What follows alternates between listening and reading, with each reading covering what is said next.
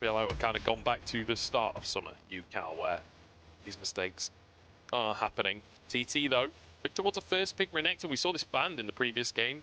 I think it was by TT that it was banned. They go for that first pick at the top lane. No way does ZDZ go quit. Hang on. I'll build a shrine to ZDZ if he goes quit. So, ZDZ is a Quinn player. Back in spring when he was on Weibo, he was actually playing this as well. It might be a hover, but he has played that into that matchup. There is a non-zero chance that comes in later, but I think before you see any of the rest of the composition, it is balls, we shall say. Other side though, Care picks up that Tristana. We did wonder whether that was going to get, you know, banned or picked throughout this series. It had less value for Ucal the last time, but they give up the Ezreal for this. I'm really surprised that they don't look at the Ezreal alongside the Lilia. They really wanted to get Care on that Tristana and to take it away from Ucal. Maybe think that they can't deal with it without Evolution, maybe. But this is a heck of a pick to give over to 1xN again.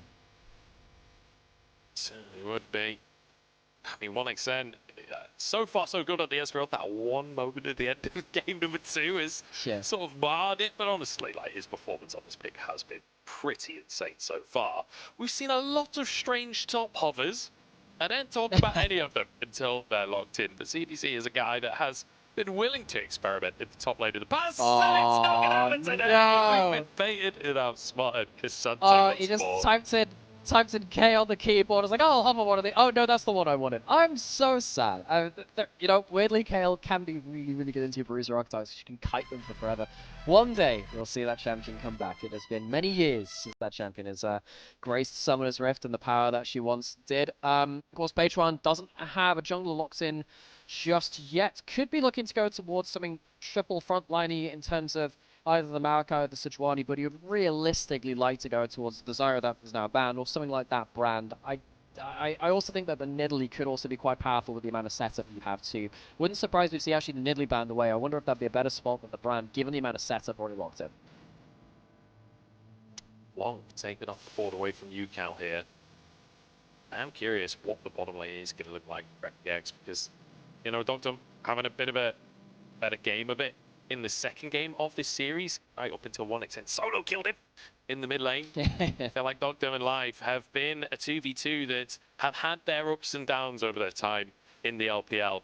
And a lot of the ups have been about these weird support picks that we've seen coming on through. Like, you know, we saw the Rumble plenty of times. I feel like that's part of the reason TT is perma-banning the Rumble, because it's not just good in top lane. It's a flex for FPX. But it doesn't feel like we're seeing that version of Deokdam and Live so far today. Yeah, I think that, you know, FPX have been one of the most flexible teams. Beichuan likely going towards an AP jungler. I was questioning whether the Nidalee would have more value than that brand, and it is the Smolder locked in. Now, we have seen some Smolder mid. We've seen it over in the LCK from KT Rolster. And we have, but one thing which we haven't seen here is we haven't seen the Ezreal in mid either. There are options here available to them. Yeah, true. It could be Ezreal mid. Yeah, actually, no, to be fair, it's got to be Renekton top right. You're not taking Renekton against Tristana. No, that would be very, very would painful. Be that would be maybe the worst of the remaining flexible options available.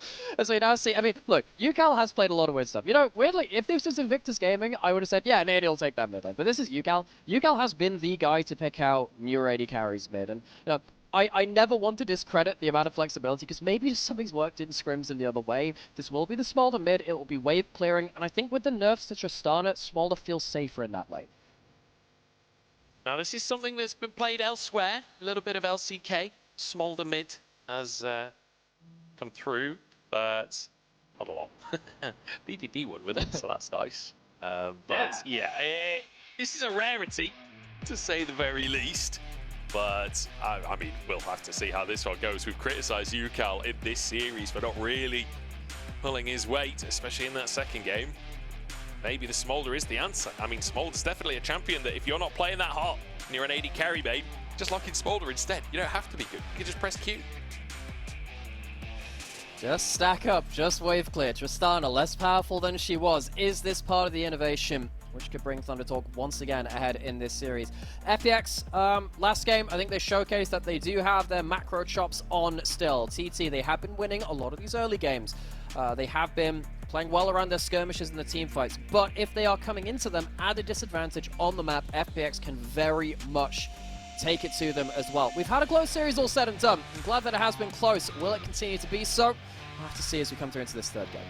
It's TT's second playoffs ever, and they want to beat their 10th place finish from last time. FPX have been here before. They want to live up to where they got last time as well.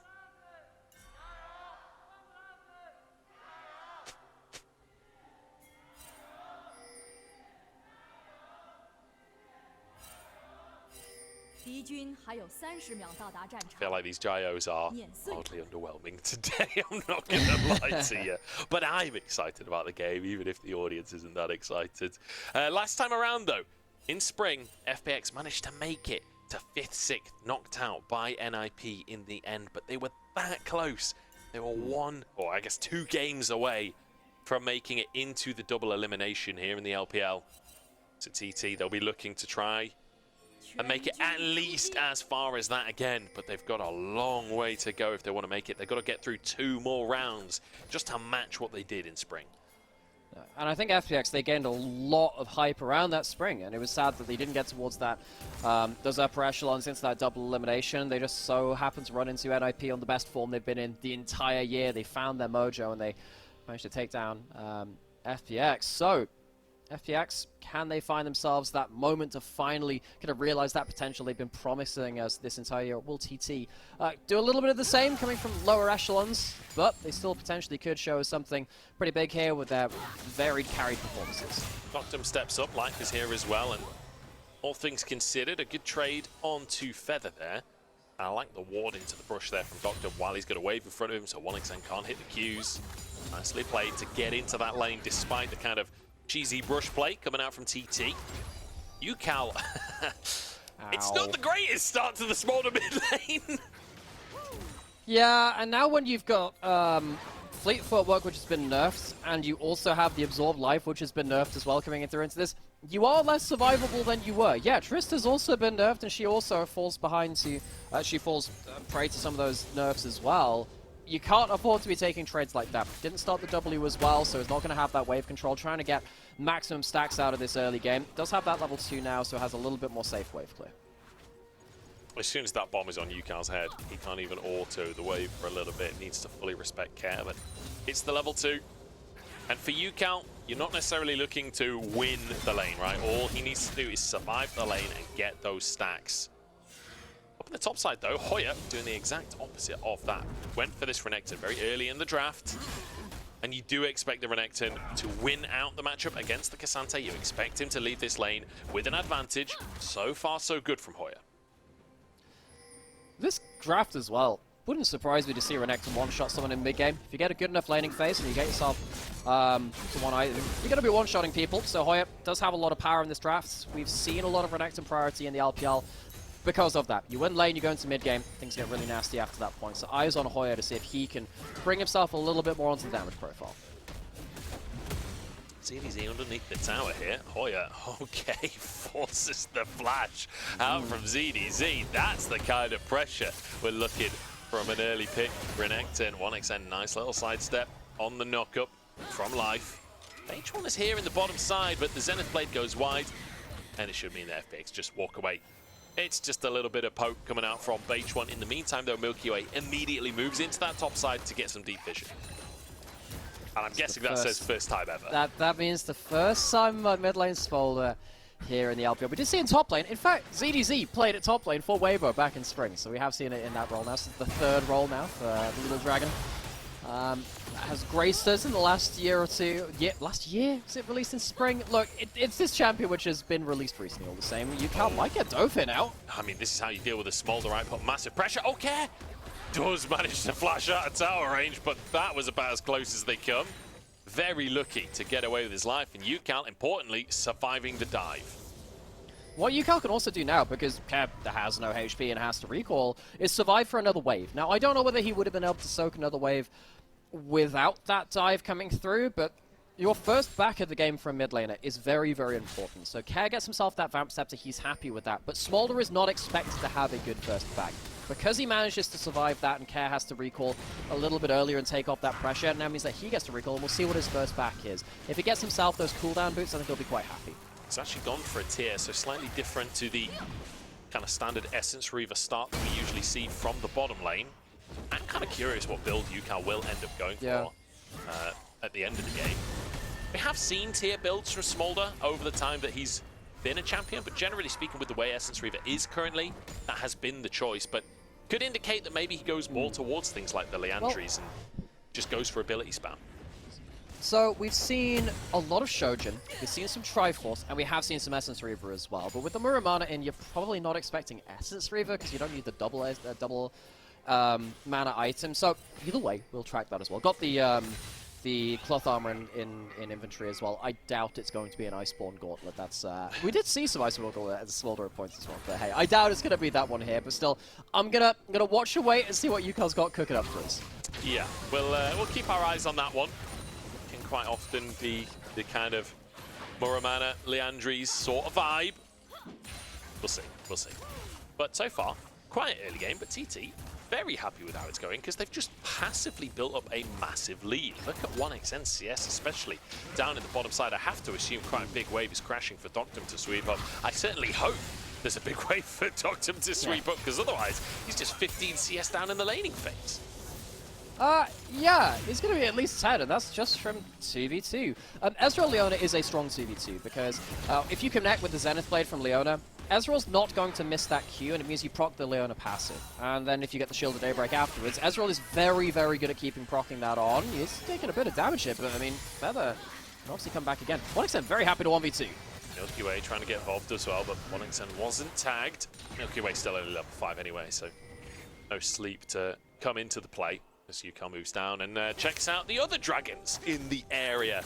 So, I was going to make some jokes about like a dragon dating app or something, but yeah, it's like dragons in your area want to be dating. Yeah. It could be a play date instead. You can, I don't know, it's like find your duo or something. I'm pretty sure there are things like that out there. Yeah, I mean, Ucal has chosen to be alone in that mid lane for now. 2v2, definitely more action here though. 1xN and Feather. Oh, flash forward to the Q, lands. True shot barrage. Is it enough with an ignite and an auto? 1xN finds first blood. 1xN in his first LPL playoffs has had an absolute stormer. Yeah, he did end up having that one misstep in that last game, but he has been the main character for TT, and FPX have given him the Ezreal again, and he's gotten off the ground early again. It's a phenomenal series for 1xN. There's no two ways about it. Like you say, that final play of the previous game, not his best, but every single other second of this series has been all 1xN all the time. And just watch this again. This is the power of the Ezreal Leona. Leona goes in, you are proccing the Leona passive. In early game, it's a lot of damage. Tags the ultimate, flashes for the last auto, gets himself that kill, and he gets the kill credit as well. We talked about how Ezreal getting early gold is important. Hoya 1v3. Three-man play at the top side from FPX. They answer for what 1xN did down in the bottom side and get ZDZ onto the board. That early CS lead now will be pretty much mitigated. It's a kill onto ZDZ. Very happy with that one. He's going to be able to shove another wave in. No teleport from Hoya. So yeah, it's a good victory for FPX. We did say that if Renekton gets a lane lead and gets into the mid game with a good advantage, he could be one-shotting people later on, especially with a Smolder ult follow-up. Therefore, shutting down the Renekton like this is removing a powerful tool from TT. It's a really solid start from TT, but it's a solid counterpunch from the side of FPX to make sure that they're staying in this game. Invade onto the blue buff from Feather and Beichuan using that bot prio. So Ucal takes a big chunk from Care, but getting so many Qs back onto it. It's kind of an even trade as 1xN now caught in the 2v2. Deokdam should be able to finish the kill off and get himself a much-needed injection of gold. Okay, so FPX striking back. Early game was going well for TT again through CS advantages and, of course, that 2v2 kill. But FPX, in all games now, have managed to find themselves inroads when TT take their foot off the pedal just a little bit more. Deokdam gets himself another kill. He has been going towards this Blade of the Ruin King build, which is not that common. Look, we've seen Blade Kaiser in the past. Not completely sold on it, but hey, if he gets value out of it, I'm not going to complain too much. Back to the replay, though. Hoya basically just finds himself on the wrong end of trying to clip a wave in topside. Maybe knows that something bad is going to happen. Gets pulled back with the all-out as he does the slice and dice, and then things go badly from there. Doesn't blow that flash. It doesn't really get a chance to. It goes down easily. I really feel the way that All Out should work is if you reposition, it should push you in the direction K'Sante is facing in response to you. So there's actually punishment on using that ability, kind of like Lee Kick changes based on where you are in relation to Lee Sin, right? Yeah, like, I agree. And like every other ability in the entire game, like it feels so weird to me that Hoya actually dashes into a better position and still gets pulled up that way. I'm trying to think if there's anything else which works like that. Anyway, Hoya does have Flash and Ult again. Is there any chance of a fight here? No, I think these are going to be gone before TT get themselves into position to this. Actually, you know, hang about. We do have Feather with Ult and Ignite. If Hoya comes around, this could be a big fight. First grub taken by MilkyWay, but Feathers moving in. Hoya pops the Dominus as well. MilkyWay might have to flash out the backside, but does actually get a second grub as well. And with a TP coming on in, FPX want to find the fight for themselves. Feather on the front line is about as heavy as a Feather, taken to pieces straight off the bat. ZDC chunked though, and in goes Hoya to set up for a response kill. It's 1-for-1. With the grubs taken by FPX, now they look for more of a fight as well. MilkyWay jumps in for a two-man sleep. He's on fire himself though as Ucal spitting over the wall, but this baby dragon doesn't have enough breath. FPX though, they know all about fire. And once again, FPX, it feels like they're out macroing. They're setting up for the fights better, and they're choosing the fights better. You can see that 1xN wants to walk up to the plate, then walks back down towards bot lane. You can go back and watch the minimap. He doesn't turn up to the plate. It was a 4v5 which TT opted into, and that's a lot of gold now over to FPX, which they realistically shouldn't have had. The gold is even enough, but TT should not have been able to give that over to FPX quite so easily. Yeah, 1xN gets himself, what, 2 plates maybe in bot side from what it was before that, but FPX will be very happy with getting the gold they did out of that top side grub fight. Yeah, getting the grubs as well, 3-3 in that regard. Let's take another look at what exactly happened. Ucal, by the way, is just stacking this entire time. I'm getting mildly concerned about the Smolder. That's true. That is true, actually, because the more fights that Smolder is in, the more champions he gets to hit for that. And you can see that Hoya does have a really large amount of power.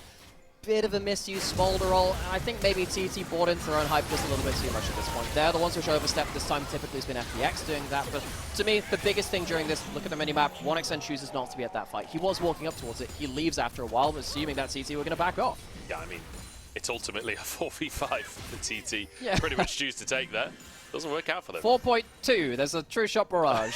Yeah, I think it clipped Care alone. I'm not sure. Either way. Yeah, that's participation. Yeah, we get the one. We get the one. Either way, we've ended up in a fairly even position as we cruise towards the mid game here. 2 Blade of the Rune Kings picked up across the side of FPX, as well as Leandries. Hoya, you're not going to feel that tanky this game, I'm sorry to say, my friend. That is a lot of tank treading on the side of FPX. And it's first item Spear of Shojin, by the way. We said we'd kind of jump back into these Smolder builds as the game goes. We'll continue to do that throughout, but Spear first is the call from Ucal. As, by the way, 111 stacks at 13 minutes. He's doing really well. He's been hitting a load of champions. Hoya, he might be getting hit by a lot of champions if he's not careful here again. Buddy, please don't walk up again. That wave's going to come to you anyway. I feel sorry for the poor guy. Looks like he's safe for now. Beichuan was just hanging around over here, and we do have wards for it. But yes, Spear of Shojin, really important for Smolder because it gives you your basic ability cooldown, and that gives you way more Q cooldown. It's the most you can get out of stacking early game than any other item. Feather might be caught here as well. The TT, they just love walking into these face check brushes, don't they? FPX love stacking them as well. I feel like that was the story of last game. Feather will survive it this time around. Luckily, it's the Leona face checking of the champions on this squad. Leona's definitely the one that can get away with it the best. 1xN continues to try and control this mid lane as Deokdam, Life, Care all move in to try and threaten him. His positioning has been pretty good across the series, aside from that one big whoopsie. But Ucal, in the meantime, just going to set up for a tier 1. Good gold into the Smolder. This is, yeah, I'm going to echo your concerns here, Joe. This is a problem. You're getting a mid lane Smolder who's got good XP, has a CS advantage over their opposing number, has good stacks, and is getting tower gold. This is not what a Smolder is meant to be doing. This is kind of the power we've been shown by this. Again, we said we'd seen this in LCK. We've seen it from KT Rolster, who beat the undefeated Gen G over there, so it's not a nothing pick. This pick is now going to be very, very powerful, and a lot of resources are going to go into it. Ucal said he was struggling. This champion should really be in a position now to allow him the opportunity to recover those fumbles. I'm just quite glad that we are off to such an even third game here. We've had TT kind of smashing the first game. We've had FPX with a much more solid answer in game number 2, being able to punish 1xN a little bit, being able to fight harder in the early game and keep a much closer game. Now game number 3, we've got the 2 Drakes for TT, which is pretty typically what TT likes to do, stacking those Drakes early. But FPX managing to trade evenly in grubs, they're even in gold right now. But can they find themselves moments of opportunity in the next few minutes? Because I do feel like any smolder composition, it's all about snowballing. Hoya could be that moment of opportunity. Lilting Lullaby still available, but he's going to use that dominance, and that's enough for FPX. Yeah, Hoya just pops that ultimate for the immediate rage generation to get himself that empowered Q. The healing means that he's safe, but he is now down an ultimate, which potentially could become in handy at some other point. Hoya has been fighting himself on weak side a little bit. He's been left alone a fair amount. Also life, catching people out in the jungle. Potential pick here onto Beichuan. Sleep available, they don't even need it. Beichuan down, but it's 2 in response. And a great answer here from TT. They're the ones with the smolder, and they're somehow winning the fights anyway. Feather will fall to make it 3v3. And both teams disengage.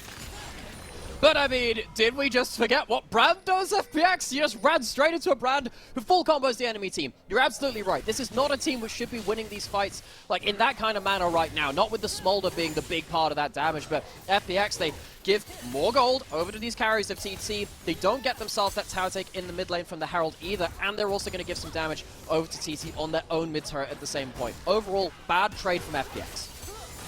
It's been a very strange series in when and where fights are being taken, like lots of weird side lane stuff. I do feel like this has been a messy series for both teams. Honestly, like in the grand scheme of LPL playoffs, in the grand scheme of what's to come for us here in this bracket, that the winner of this series has to go up against AL. And AL is not a team that you're going to win against if you're playing this kind of sloppy League of Legends. They will punish you hard. Yeah, they're a team which have, you know, they've taken their own knocks as well in summer, don't get me wrong, but they're not going to be a cheap and easy opponent for these teams. I think you're completely right about calling this game, this series, very scrappy, very unstructured. It has been about these opportunistic picks, someone finding something, but this is the problem where they're not as structured. You haven't thought about the engagements as much. Sometimes you walk into a Brand and Brand smokes your entire team. That's a problem. Yes, some good plays from ZDZ and the like do make it into an even trade after that point, but the fact that you initiated that and you've given that extra gold over to the Ucal Smolder, giving him more stacks, that's not a trade you realistically want to be making. I mean, it's Smolder versus Tristana in the mid lane. Tristana is 2-0-1, and yet Ucal is up in gold by 100. That is not how this was meant to go. It's the Dragon's Horde. It's the Dragon's Horde. He's learning early. Teach him economics while he's young. He's a 100 gold horde. He's only a kid, okay? He's got to build it over time. Yeah, he's finished off his Mana Moon as well, getting pretty close to finish stacking that as well. Ucal is going to be an absolute terror to deal with later on. He's just stacking off on the Krugs in the meantime while the tier 1 of the bot lane is threatened. And all of this is going on while 1xN just slowly stacks up on his Ezreal. We've seen what 1xN can do on this Ezreal. It's been really the main story of this series so far. He's on his 2 items, he's 500 gold up, he's mechanically absolutely in form, and there's a 3rd Drake spawning in 30 seconds, yes. And that really could be where a lot of this starts to clash. I think we're going to get Ucal and 1xN stacking up some Muramana as the dragon spawns actually in about 20 seconds. This is going to be a huge fight potentially. TT could choose to disengage this. They don't quite have their stacks right now. And MilkyWay does have Flash, Seekers, and ult. That is huge. This is probably the most powerful point that MilkyWay can reach on the Lilia for the early game. It's such a powerful team-fighting spike. Watch out for MilkyWay. He has all the tools to make a game-changing play. Doesn't feel like TT want to just forgo this Drake, does it? Stacking up in the mid lane, looking for Prio. FPX realize they have to contest this, but it's kind of difficult. The wave play is really good on TT. ZDZ charges in to protect his minion wave. As I'm looking at 1xN hitting those Qs. And I'm also looking at Ucal trying to get stacks before the fight's up. 1xN, what are you doing? He eased straight into everybody, and Feather pays the price. Ingo, everyone care, finishes off the AD carry. Ucal looking for stacks. That's one down to ZDZ will fall as well. Deokdam low on HP too as Beichuan gets the burn. It's 3v2 remaining. It's Ucal is still going strong. No ultimate available for him, but they can maybe chase for more kills if a stun could come on through. vision denied. Ucal is confident. He's only 20 stacks away, but it doesn't even feel like he needs the stacks at this point. As Beichuan moves forward as well. There's no smite for FPX, so if it's an even Drake, Beichuan gets it. And also, Beichuan and Ucal have flashes. They have a lot of damage at this point. 1xN makes one of those Ezreal players care looking for the assassination. Ucal flashes away. He can't get over the wall, though. He just flaps on the spot, and Ucal will fall. Beichuan stuck in the back of the pit. True Shot Barrage is huge. Onto life. The passive is there. The dragon will go down. Beichuan has flash available and will be forced to use it in the end. It's Ucal's death, but a Drake for TT somehow. What is happening, TT? They had themselves the stacks just before the dragon. Remind yourselves, folks, what we said just before that fight. They didn't need to fight that. They didn't need to fight that. They could have waited until their stacks came up for the Smolder, for the Muramanas on both their AD carries as well. No, that is not something they are willing and able to do. Go back towards this as well as 1xN. What is he doing here? He sprinting it, I believe, is the official term. Absolutely sprinting it. He didn't even hit the W. I guess 1xN just was really feeling himself. You can see that Ucal has a ton of damage. Imagine if he hadn't done that. Imagine if he hadn't done that. TT still arguably win this fight because Ucal and Beichuan are so powerful after that point. God, what could have been? FPX, they do get themselves the gold lead off of that. They are down soul points, so it's not like TT are in a bad strategic sense. They have the objectives at the bay here, but they need to be so careful now. They've given FPX a lot of extra pressure on the map. I mean, feels like 1xN is binary in this one. It's either 1xN or it's 0xN in these fights, because there doesn't seem to be much of a middle ground. We talked about how this Smolder was ahead before the play. Care swept up 1,000 gold in that previous fight, and FPX want to utilize that fact. They start the Baron straight away. Feather has to be the one to face check in. Life spots him as a TP immediately committed by Hoya, but is it going to be soon enough? Life just buying as much time as he can while the rest of the team are on the Baron. Baron taken by FPX, and CDZ just sacrifices himself to get the team out of dodge. Baron snagged by FPX. Once again, FPX have the better macro than TT. They're the ones who are more conservative. They're the ones which have managed to play more responsibly with the tools that they have. TT, they do have themselves that soul point, but they have given up that easy Baron, and FPX will be able to control the map beyond that point. What will have to be the saving grace from TT is the fact that this is now 225 stack Smolder coming up beyond this point. This was the last fight FPX will have against the lesser stacks of that Smolder before the burn and the execute comes through from that champion, and they will have to rely on Ucal to be that mega late game carry that only Smolder can be. It does feel like with the way these fights go, and the way these compositions work, it could well be front to back in a big final fight. And we are officially at 225 stacks. We are officially at the point where Ucal can find those Elder Dragon executes. We're also just a single dragon away from Elder Dragon actually appearing on the map as well. It's only 2 minutes until that next Cloud Drake spawns his Care, using this Baron very effectively. This is why Tristana is such a potent pick. She's just so good at shredding towers. Yeah, it turns out Tristana's a lot better when you're not face-checking bushes randomly like Ucal did in that last game. Care been a lot more responsible with that lead. That's the word I'm going to keep using with this. Responsible. You can be powerful, but you have to make sure that you're not giving over easy advantages. Care safely pushing in. Feather is roaming down towards here, but there's no angle onto Care. Smolder does take another tower on that top side, more gold over towards Ucal, and that is something for TT to hinge off of. This Smolder will definitely be a factor beyond this point, absolutely so, but FPX racking up some really good structure damage with this Baron push. They move into the mid lane. They're just looking for a dive under the tower. It's not going to work out for them as Life is caught out and taken down. And 1xN is hunting for a little bit more. MilkyWay gets his stack onto 2, but won't commit the sleep. Good bit of poke damage in response, but hey, Life's just gone. That's kind of the end of the Baron play. I'm going to be honest, I don't really see the angle they were looking for. Yeah, Ucal very calmly just steps out of the Ricard engage. That's kind of it. No threat onto Ucal, no one team fight. You need to kill this Smolder if you're going to have a chance to win through these later game fights. So FPX swing and a miss there. They don't get themselves onto Smolder. He gets more gold again. Life, it's a decent flank angle. Most of the time Ricard you can go in, you can get out. But the problem is you don't catch either of the carries. That's like the one thing you have to do is catch the carries. Beichuan, serious credit to him as well. Several times this game getting that brand spread onto the backline as people have been retreating. 30 seconds till the Baron now. FPX, they will have a chance to engage onto TT as they walk over their vision towards this. It will all be about how much damage Ucal can get. He has that Haunting Guise. That's an extra and powerful component for him. You do have a lot of dive from FPX, though. You catch out Ucal, there's going to be a lot of follow-up. Ucal has a lot of weight on his shoulders. Headed towards that third item, Leandri's, but still just has the Haunting Guise for now, so won't have that burn available to him. Well, I guess he's got one burn available to him. Doesn't have the bonus of that Leandri's. FPX, though, trying to control this river. They know how important this next Drake is. They don't want to lose it. I see again that those Kaiser W's being powerful from out of that fog of war. Once again, just hitting again and again. Dragon Starter would be sold for TT. Hoya trying to face check in, Feather trying to face check in, gets a stun, but there's no real follow-up. The Dragon flies across the squad, Feather falls down. MilkyWay still alive as Hoya falls as well, and Ucal just about flashes, but he's put to sleep. No cleanse and no remaining health. Ucal down, Dragon down, Phoenix up, rising to the sky once more. TT, they commit towards the Dragon fight and they lose 3-4. They do take 2 down, it's not a complete blowout, but they won't find themselves their soul here.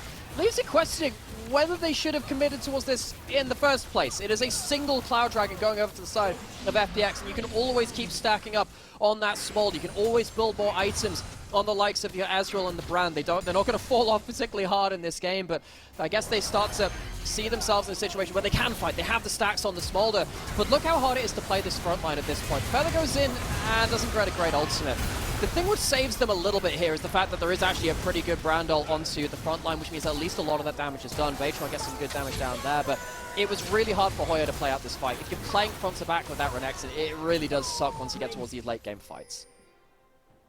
Well, in the Chinese Zodiac, it is the year of the Dragon. But FPX, not big believers in calendars. Much more interested What even is a day? What's a month? They're more interested in the second Harry Potter film, right? It's all about forks right now. As, one big question I have for FPX is, you know, Phoenix Tears apparently have healing powers, but how the hell do they suck Basilisk Venom out of the kid? It's not just the cut, surely it's the poison. I don't understand. J.K. Rowling has a lot to answer for. I mean, Pokemon Tears have healing too. Smolder looks like a little bit like them. I don't know, I'm reaching a little bit for this one, but TT are definitely reaching for the top shelf where that Soul Smolder is right now. Can he help this fight? Beichuan is just getting shredded. So is Life, but he manages to get out with exactly that. Deokdam, an assassin on the back line, finds his moment to strike. Feather trying to buy space, but here comes Ucal, still stacked up. Health bars low on the opposite side as he's surrounded. ZDZ trying to get onto the Dragon, and he finds a bonus onto the Croc instead. Double sleep, Q3 comes in. How are they doing this? Deokdam with another, and FPX fight it out. Oh, Kez back, he's teleported in! TP is miraculous, and FPX once again find that miracle. TT just can't find their fight. They stack up on the smolder, but it is a series of missteps too far. And FPX, they've been the ones with the finer dancing shoes on in this third game. They had a great game on to ThunderTalk, but they have not been able to land like a real clean set of plays after that in Game 2 and Game 3. 1xN, some fantastic Ezreal moments, but they're starting to get racked up alongside some poorer Ezreal ones too. The game won't end here, though, importantly. TT will have another shot, I guess, but FPX are going to come back at them with a Baron. Deokdam last game was solo killed by 1xN in the mid lane. This game, he's the one being the assassin. He's the one finding his moments in these fights. He has. You can see that. The problem with going towards, and we'll see this a little bit later, Deokdam gets himself into the right range. If you look at the way that Ucal's playing this fight, he's gone towards the Leandri's third. I gotta wonder whether something like that rapid fire cannon could have got himself an extra kill or two here. Having that fire cannon for the Q can be so important. At moments like this, he does get good damage down. You can see how much damage the Smolder is doing, but he's had to put himself into a really bad position because this front line is not really doing their job well enough at setting up for these front-to-back fights. He has had to go into the fray, which is exactly what he doesn't want. Of course, Care comes back in for this magnificent teleport at the end. Yeah, at the end of the day, the start of the fight is just botched by the side of TT, right? Like, Ucal's not even there when they start the fight. By the time Ucal arrives, he's not doing the front-to-back that Smolder wants. He's got 5 players in 5 different directions. How are you missing in value out of the AoE splash that Smolder brings to the table? I have no idea. TT, I think, you know, game number 1 looked really good. for them. But since that point, it has been FPX just inching things out, and it has been FPX that, on average, do look like the better team today. TT have to prove that statement wrong if they want a chance to move further into playoffs. I think particularly FPX on the macro level have been much more calm and collected. They've been much more decisive about the engagements that they've been going through, and they've really now got themselves a very powerful Kai'Sa to play through, who's got that Nash's Tooth, of course, we pointed out earlier. That AP poke, very, very powerful, going towards a Nash's, a Zhonya's later on too. FPX, when they have this lead in multiple lanes, I'm much more convinced that they can close out a game than TT, who have occasionally had those horrific missteps, whether that's from Ucal or 1xN, important members in high-pressure scenarios. They've had their great moments, but it is being racked up against the weak ones too. I mean, Feather and Beichuan as well have their fair share of moments where they've been caught out of position across this series. And honestly, on the positive side, looking at FPX, Care is having a game, isn't he? These team fights have been fantastic. It's like a series. When you look at what happened in the previous game as well, where Ucal was on that Tristana, it was Care grabbing himself an MVP on the Lucian. I feel like Care has come into this next game and said, listen, Ucal, this is how Tristana works. Remember back to spring, when they played up against NIP in that series which eliminated them. Care was suspect #1 for the reason why FPX failed. He had those Azir games where he completely fumbled it, completely failed on a micro-mechanical level. This has been absolutely different from that. I think a lot of summer was quite difficult for Care. I think that as soon as he started picking up that Lucian, though, things worked out in his favor. Now on the Tristana, 7-0 and 7. Much like the previous 2 games, actually. He's done really well on an individual level. Care has not been the player I've looked to first on FPX to be the hero carry, but he is putting in a hell of a shift here.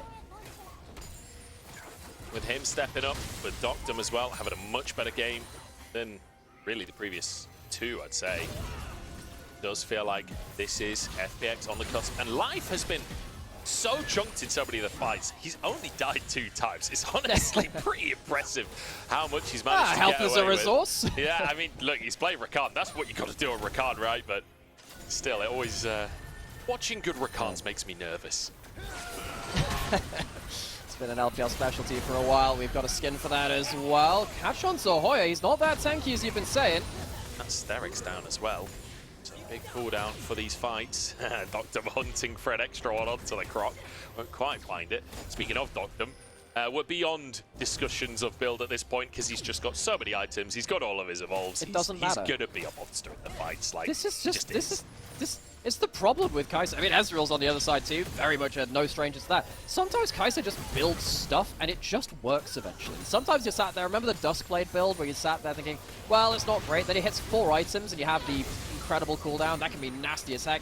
Life actually forced to flash out here. Talked about how he was doing well at surviving before. That could be a problem. Beichuan flashes for the 1v1 with MilkyWay, but in the meantime, Care assassinates Ucal. He's in a 2v1. He will fall. The Feather grabs that kill, but in the meantime, it's Hoya caught out in the top side as well. FPX, out of nowhere, have got 3 kills for themselves. 1xN and Feather have to save the game for TT. Solar Flare onto the minion wave. The minions are gone, but there are supers coming. Yeah, Care just sees the angle onto Ucal and says, alright, yeah, I'm deathless, I could save my KDA, but no, it's more important to kill the most important member of the other team, take the dragon down, see if it leaves an opening. FPX charging in now with that 4v2. There are respawns coming up in 20 seconds. I think that might be too long. 20 seconds is a long time away. 1xN has to E away from the Q3, but that's 1 tower down already. MilkyWay still surviving his Feather. Tries to tank up for his AD carry, but the minions are blocking 1xN. There's nothing he can do on the Ezreal to save the game. MilkyWay survives. The Nexus is down, and FPX show us why they were in Group Ascent. FunPlus Phoenix, first game was not pretty, but the second and third have been scraps in their favor. They have punished TT for their missed positions. They have punished TT for their misplays and forced a lot of those misplays, of course, themselves. TT, what started with a huge head of momentum for them with the Aurora in that first game, with their ability to keep walking forward with 1xN's Ezreal, is not as reliable now. They've had a number of games and a number of moments where 1xN has been genuinely the reason these games have ended. I think the second game, that wasn't really his fault. This game here, though, I think it was. If you don't have that fight in the mid lane, I wonder what could have happened. Really, really tough one for TT. They've got to go back to the drawing board. This scrappy style is not enough when FPX are pulling out these macro plays. Fantastic stuff from the Phoenix. And it pushes us to game number 4. We'll see if they